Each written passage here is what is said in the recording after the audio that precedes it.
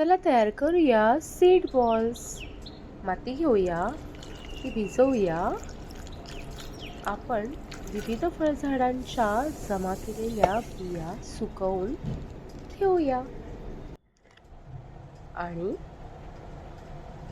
भिजवलेल्या मातीचे छान गोळे तयार करूया आणि त्यामध्ये एक एक सीड आज आपण म्हणजेच बी बनवत आहोत सीड बॉल. घालूया आणि हे सीड बॉल्स छानपैकी सुकवून ठेवूया.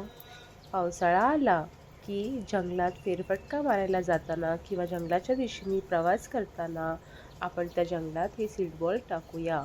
तसेच आपण हे कोणाला भेटही देऊ शकतो.